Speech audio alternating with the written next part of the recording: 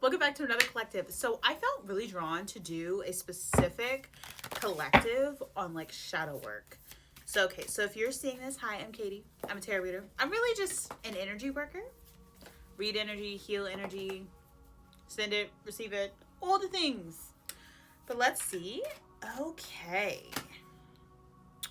I did not even say it yet. Oh, okay. I'm literally hearing deconstructization, whatever. I can't speak. Deconstructing ways of thinking and ways of being.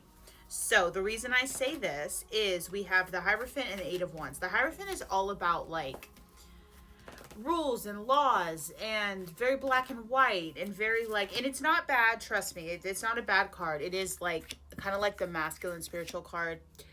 You know what's so crazy is the 3 cards that just came out on the last collective.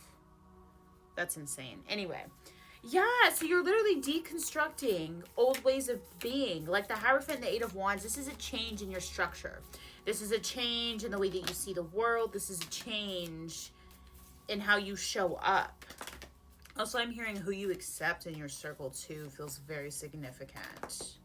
Okay, can you tell me more about what this deconstructing is doing for the collective, for the shadow work that's needed? Please and thank you. Oh, okay.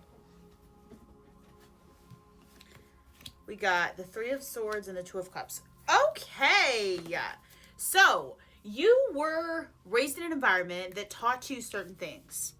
Taught you what love should look like. Maybe you noticed, and trigger warning, maybe you noticed that your mom's partner would beat on her, or he would be manipulative, or you specifically noticed her staying even when things were really, really bad. So you learned that love is supposed to hurt, and you learned that connections, you win in connections by staying loyal and being there. And that's another thing. And like, this is a random thought, but be careful with people that say like, when you ask them, like, I feel like maybe you're dating, or maybe you're like, there's something about you needed to hear this. When you ask a man, like, what is the most important thing to you? And he says loyalty. And I'm going to tell you why I don't like that answer.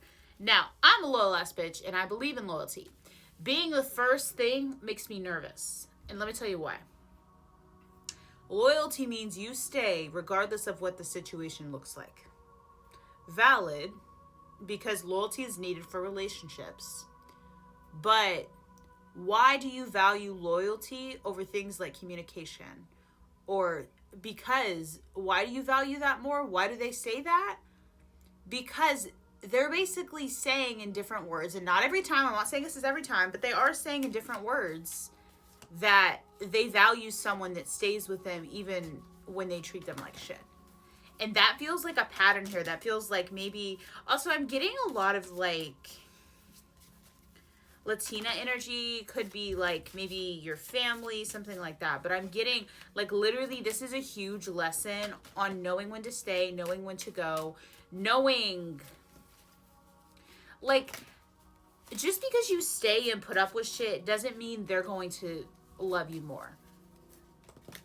In fact, staying does nothing but keeps them stuck in that pattern or way of thinking that they live in. A lot of times, the biggest change that we can make in life is leaving, because our absence can teach people things that our presence never could. But I really feel like getting the 2 of Wands, the Devil, and then the Queen of Pentacles, this is so coded in like, we are moving past these toxicities. We are moving past the things that we thought we wanted. We're moving past what we've done in the past to get love, to receive love. And literally the Wheel of Fortune just tried to come out. That's it, y'all. We're learning karmic cycles. This comes from family, but it specifically comes in love. And this specifically comes friendships, connections, family, like all of it. You need to understand that just because you grew up a certain way and just because you've seen love happen a certain way, that does not mean that that is your reality. And moving forward, you need to recreate what love is supposed to look like. Because I'll tell you what, love is not endurance. Ooh, fuck. Say it again. Love is not endurance. You are the prize. You have always been the prize. They will not love you more for putting up with their bullshit. In fact, they're literally going to respect you less. I love you so much.